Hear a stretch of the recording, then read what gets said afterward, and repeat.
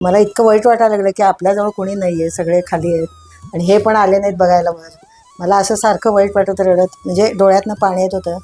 तेवढ्यात मला आमच्या त्या दरवाजामध्ये स्वामी महाराज दिसले.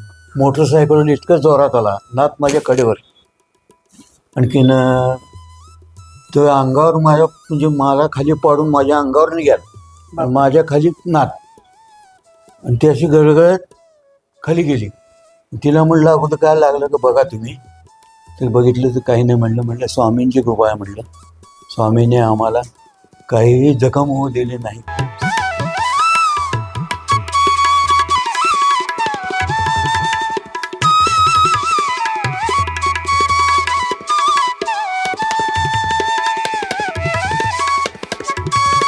मंडळी, राजोपाध्यांकडे आल्यानंतर प्रत्येकाचे स्वामींचे आलेले अनुभव ऐकताना खरंच इतकं भरून आलंय. डोळ्यांमधून धारा येत आहेत. त्या स्वामींशी सगळेच कुठेतरी कनेक्ट झालेत आणि ही पिढी परत नाही आपल्याला मिळणार. ज्यांनी स्वतः स्वामींचा अनुभव घेतलेला आहे अशा पिढी ही शेवटची पिढी आहे. त्यामुळे सगळ्यांनी अगदी आवर्जून हा एपिसोड ऐका आणि शक्य होईल जेव्हा अक्कलकोटला जाल तेव्हा जरूर यांच्या वाड्याला भेट द्या, तिथल्या महादेवाचं दर्शन घ्या आणि तुम्ही पण हे सगळं जे तिथे महाराजांच्या अस्तित्वाचा व्हायब्रेशन्स आहेत त्याचा सगळ्यांनी अनुभव घ्या. आता सुलभाताईंना पण महाराजांचा एक खूप छान असा अनुभव आलेला आहे. तर सुलभाताई, आम्हाला तुम्ही तो शेअर करा. 50 वर्ष झाली त्या गोष्टीला, 72 साली. आणि आमच्याकडं सगळे आजारी होते फ्लूनी आणि सगळे खाली झोपले. त्यात माझी अडचण आली. त्यामुळे त्यावेळेला शिवत नव्हते असं. हो. त्यामुळे मग मी वेगळी वर झोपले आणि त्यात मलाही बरं वाटेन, ताप वगैरे आला. मला इतकं वाईट वाटायला लागलं की आपल्याजवळ कोणी नाही आहे, सगळे खाली आहेत आणि हे पण आले नाहीत बघायला वर. मला असं सारखं वाईट वाटत रडत म्हणजे डोळ्यातनं पाणी येत होतं. तेवढ्यात मला आमच्या त्या दरवाजामध्ये स्वामी महाराज दिसले. बापरे. ते मला म्हणाले, तू भिवू नको, मी तुझ्या पाठीशी. किती छान. त्यावेळेला मला त्यांचा दृष्टांत झाला. ते असे लुंगी घातलेली, टोपी घातलेली आणि दरवाजात उभी. भाग्यवान आहेत. त्यामुळे सांगते ना, मला कितीही संकट आलं तर स्वामी माझ्या ह्याच्या हातच आहेत सारखं. पण ते मला काही निवारण करतात कुठलीही गोष्ट. आता विलास काकांकडनं आपण ऐकणार आहोत की त्यांना काय स्वामींचे अनुभव आलेले आहेत. विलास काका. दोनच आहे.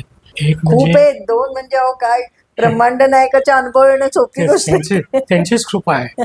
मी ऑपरेशन झालं माझं कानाचं आणि मुलीकडे चालत राहायला. मुलगी 6व्या मजल्यावर. आता त्यावेळेस लिफ्ट बंद, काय करायचं. मग म्हटलं चला या जिन्यात जाऊ. ते विकास आणि ती मुलगी कसं जाऊ, चल म्हणलं. मी पहिला दुसरा गेलो, तिसऱ्या गेलो तर तिच्या दारात गेलो होतो. कसं काय 3 मजले चढवून नेले महाराजांनी. म्हणजे कसं बघा असते. त्याच्यानंतर आम्ही अक्कलकोटला यायला जायचो तुमच्या श्रावण महिन्यात. आम्ही रेल्वेने निघालो होतो. मग ते हे असतात तुमचे ते आपाप चढणं पलाट असतात. हां. आणि मी पायऱ्यावरून चालवतो. ही म्हणली मी याच्यावर येते. अगं नाही जमायचं. ती गेली, थोडं गेली की ती वाकडी झाली. मी आपल्या पिशवीतून चाललो, वाकडी झाली. मी जाऊन बघतो ती मागणं आली. ती म्हणली तुम्ही कुठे, मी इकडनं. मला कोणी धरलं होतं, कोणी नाही मागं. मग म्हटलं तुला महाराजांनी आणून सोडलं. हे इतकं कृपा आहे. ह्या मुलाच्या बाबतीत तेच झालं. त्याने बांधकाम व्यवसाय चालू केला. मग आता त्याला मंजुरी यायची होती महानगरपालिकेची. मग त्यावेळेस त्याला कोणी सांगितलं की 11 ब्राह्मणाचा यांची अक्कलकोटला केला. तो ते अभिषेक करून आला. दुसऱ्या दिवशी फोन आला, हे तुमचं परवानगी. तिथनं मग आहे त्यांची कृपा. आहे, कृपा आहे.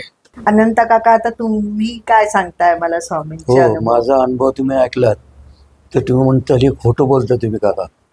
काय झालं, 8 साली मी देसाई बंधू आंबेवालीकडे सर्व्हिसला होतो. म्हणजे पुढे 4-5 वर्ष होतो. मग तिथे एक ते वारजेकडनं येणारा रस्ता आहे, त्या चौकात ही घेऊन आली त्या नातीला घेऊन आली ती. मग आम्ही असं निघालो तर एक मोटरसायकलवर इतकं जोरात आला, नात माझ्या कडेवर. आणखीन तो अंगावर माझ्या म्हणजे मला खाली पाडून माझ्या अंगावर निघाला आणि माझ्या खाली नात आणि ती अशी गळगळत खाली गेली. तिला म्हणलं अगोदर काय लागलं का बघा तुम्ही. तर बघितलं तर काही नाही. म्हणलं स्वामींची कृपा आहे. म्हणलं स्वामीने आम्हाला काहीही जखम होऊ दिली नाही किंवा काही नाही. आणि दुकानात गेलं तर म्हणले काका हे काय झालं. म्हणलं असं असं पडलं तर म्हणले असं भार्गवी आमच्या बरोबर होती. म्हणलं तिला काय झालं का. म्हणले काका नाही तर दवाखान्यात घ्या आपण. नाही म्हणजे दवाखान्यात तर न्यायची जरूर नाही, काही नाही. असं त्याचा तो अनुभव म्हणजे व्यवस्थित राहिली. म्हणजे हा माझा म्हणजे माझ्या अंगावरनं माणूस मोटरसायकल जाऊन सुद्धा ती खाली, पण माझ्या खालनं ती पुन्हा सरकत गेली तिकडंच. कृपा आहे. कृपा स्वामींची कृपा असल्यामुळे सगळं व्यवस्थित झालं. 4 वर्षाची होती तेव्हा, 3-4 वर्षाची. म्हणजे अजून हे सुद्धा करत नव्हती. पण त्या आजोबांकडे जायचं म्हणून हट्ट धरला होता तिने कडेवर बसायचं. पण ते आम्ही असं रस्ता क्रॉस करून आमच्या सोन्याच्या मामाकडे जायचं होतं आम्हाला. तेवढ्यात ते मोटरसायकलवाले आणखीन आम्हाला पाडून पुढे निघून गेले. आणि ते बाकी लोक म्हणले थांबा. म्हणले त्यांना आणतो धरून. जाऊ दे म्हणले काय करायचं काय नको म्हटलं आहेत ते बघतात म्हणले. हा माझा अनुभव आहे. खूप छान, खूप छान. आता जयंत काका आपले अनुभव शेअर करतायत. मी जयंत राजोपाध्याय, राहणार अक्कलकोट. असे एके दिवशी मी आमच्या सासरवाडीला पनवेलला गेलो होतो. त्यावेळेस मला रात्रीतनं दृष्टांत झाला की माझी घरातली घरपुडी झालेली आहे. आणि प्रत्यक्ष ज्यावेळेस आम्ही अक्कलकोटात येऊन बघितलं त्यावेळेस काही चोरीला गेलं नाही. म्हणजे त्यांनी न्यायाचा प्रयत्न केला, पण त्यांना काय जाणवलं त्या ठिकाणी माहिती नाही चोर लोकांना. पण ते सर्व तायाच्या ठिकाणी वस्तू तिथं ठेवून ते निघून गेलं. आता प्रसाद दादांना मी आपल्याला बोलण्यात आलंच, सगळ्यांनी ऐकलंच आहे की महादेवाचं मंदिर आहे वाड्यामध्ये आणि त्याच्याबद्दलची माहिती, त्याचं लेपन वर्षातून एकदा केलं जातं, त्याच्याबद्दलची सगळी माहिती मी प्रसाद दादांना विचारते. मी प्रसाद राजोपाध्ये, जयंत राजोपाध्यांचा मुलगा. आम्ही मूळचे अक्कलकोटचे. इथं वाड्याच्या शेजारीच आमचं महादेवाचं मंदिर आहे, जे पूर्वीपासून आलेलं आहे. आणि पूर्वीपासून 3 वाड्यांमधलं 3 लिंपण म्हणजे श्रावणातल्या एका सोमवारी असे 3 लिंपण व्हायचे. आता आमच्या वाड्यातलं आता सलग चालू आहे. ती त्यांचीच कृपा जे चालू आहे म्हणजे ते करून घेतात. सो त्याच्यामध्ये असं आहे ना की एखादं श्रावणातला एक सोमवार निवडायचा, त्याप्रमाणे मग तिथं जाऊन सकाळी अभिषेक होतो महादेवाच्या पिंडीला.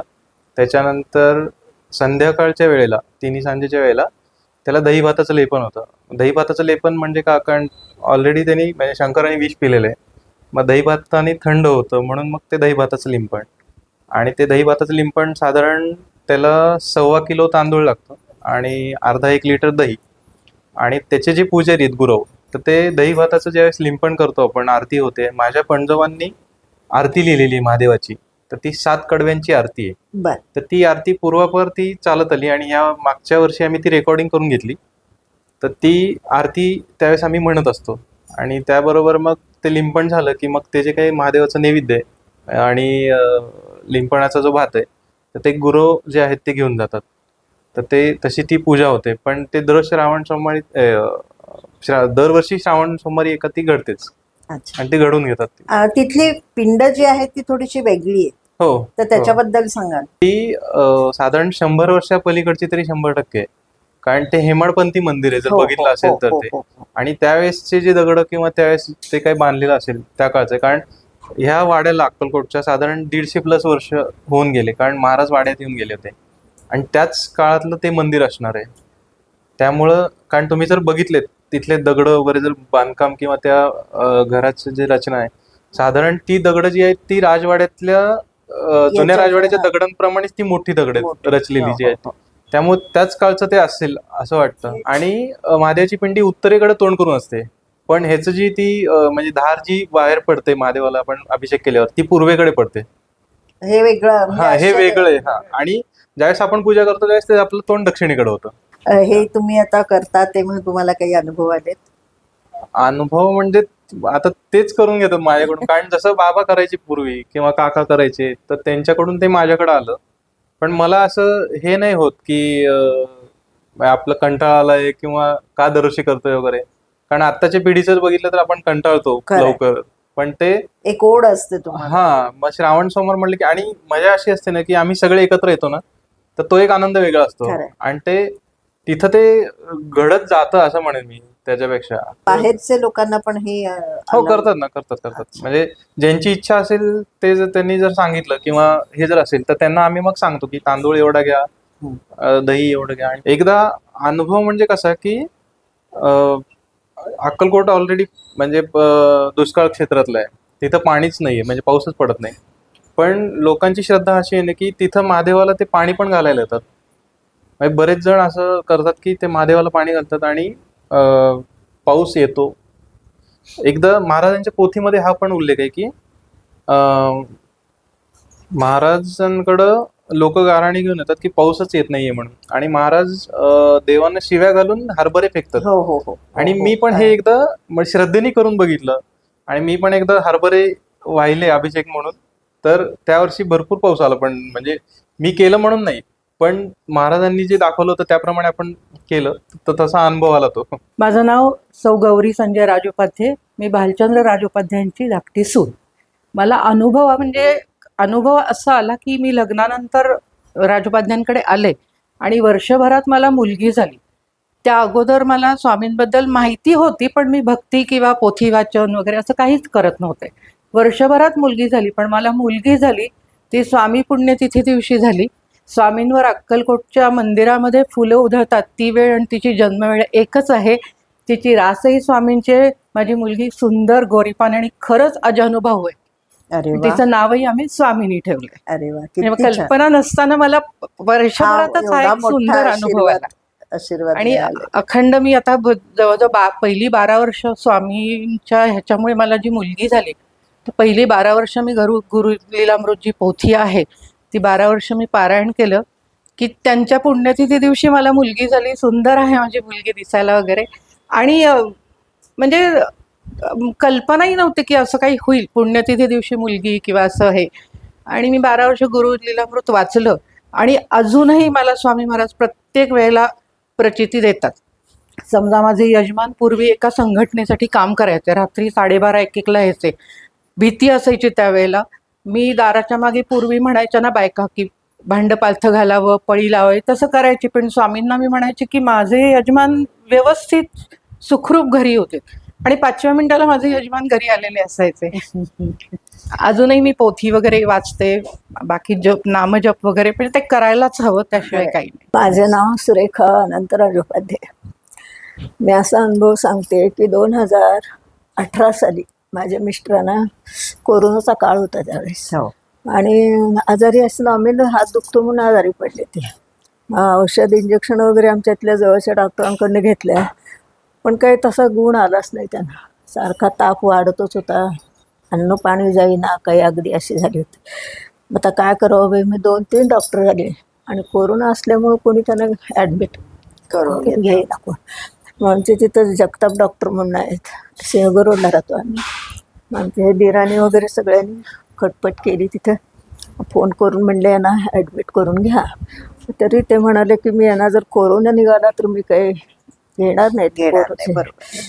स्वामींकडे प्रार्थना केली, म्हणलं तुम्ही आमच्या पाठीशी आहात, म्हणलं आमच्या घरावर तुमचं कृपाछत्र आहे, म्हणलं तर कृपा करून ते काही होऊ देऊ नका. म्हणून त्यांच्या सगळ्या तपासण्या झाल्या. तुम्हाला सांगते काही निघालं नाही तपासणीत. त्यांचीच कृपा हो, त्यांच्या कृपेमुळे हे व्यवस्थित झाले आमचे मिस्टर. हेच आमचा अनुभव मी तुम्हाला सांगते. आज करोना सारख्या काळामध्ये देखील हो. महाराजांनी किती चमत्कार खूप केले, चमत्कार लोकांना केले. अनुभव आम्हाला आलेले अनुभव खूप आलेले तुम्हाला सांगते. नाही पदोपदी येत आहेत अनुभव तुम्हाला. मी सुनंदा जयंत राजोपाध्ये. आमचे अनुभव म्हणजे माझं लग्न झाल्यापासून मी पूर्वी पंढरपूरला माहेर होतं, त्यामुळे ते माझ्या मैत्रिणीने मला स्वामींचं देऊळ दाखवलं आणि तेव्हापासून मी जे स्वामींची सेवा करत होते, त्यामुळे ते सगळे म्हणाले की तुला अक्कलकोट मिळालं. त्यामुळे मला स्वामी महाराजांची सेवा लग्न झाल्यापासून करायला खूपच आवडत होतं. आणि त्यातनं आमच्या घराण्यातले जे सगळे दीर आहेत ते सगळे पाठीशी राहिलेत. खूप सगळ्या दीरांनी आमच्या म्हणजे जे ज्या वेळेस संकट आले त्यावेळेस ते सगळे पाठीशी राहिले आणि सगळ्यांनी आम्हाला उचलून धरलं. 10 वर्ष पहिले काही संतती नव्हती. मग एक आमच्या देवळात स्वामी महाराजांच्या देवळात एक महाराज म्हणून आले, त्यांनी सांगितलं की तुला उशिरा होईल पण मुलगा होईल. असं त्यांनी म्हणजे आधीच सांगितलं होतं त्यांनी.